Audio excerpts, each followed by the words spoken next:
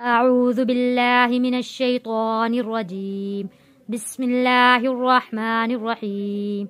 मेरे देखने वाले तमाम बहन भाइयों को अस्सलामु अलैकुम व रहमतुल्लाहि व बरकातुहू।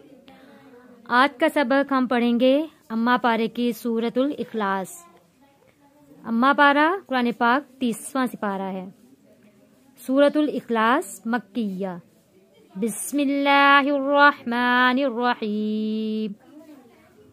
कुल हुवल्लाहु अहद। कुल हुवल्लाहु अहद। दाल हम यहाँ पे कलकला करेंगे। दाल के ये दो पेश खत्म होके वफ पे यहाँ जज़म आ जाएगा। जब दाल के ऊपर जज़म आएगा तो दाल हरूफे कलकला बन जाएगा। कुल हुवल्लाहु अहद अल्लाहुस समद। अल्लाहुस स्वाद को मोटा पढ़ेंगे सौ। अल्लाहुस समद। फिर यहाँ हरूफे कलकला आ गया, दाल की आवाज वापस पलट कर आ गई। अल्लाहुस समद। अल्लाह का लाम मोटा पढ़ना है क्योंकि इससे पहले जबर है। अल्लाहुस समद। लम यलिद लम यलिद वलम यूलद। लम यलिद वलम यूलद। वलम यकुल लहू। वलम यकुल। यहाँ पे काफ जुड़ेगा लाम के साथ।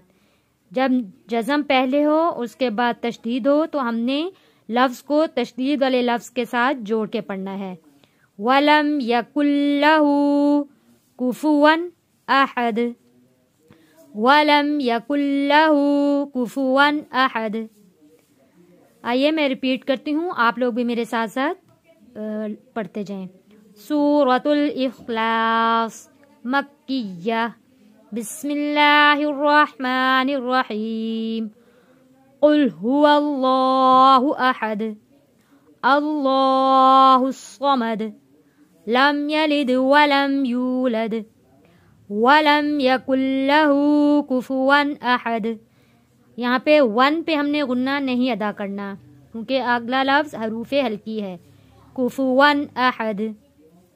उम्मीद है आप लोगों को मेरा पढ़ाया हुआ सबक समझ में ज़रूर आया होगा।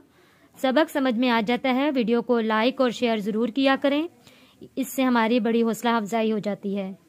अपनी दुआओं में याद रखिएगा। अस्सलामु अलैकुम व रहमतुल्लाहि व बरकातुहू।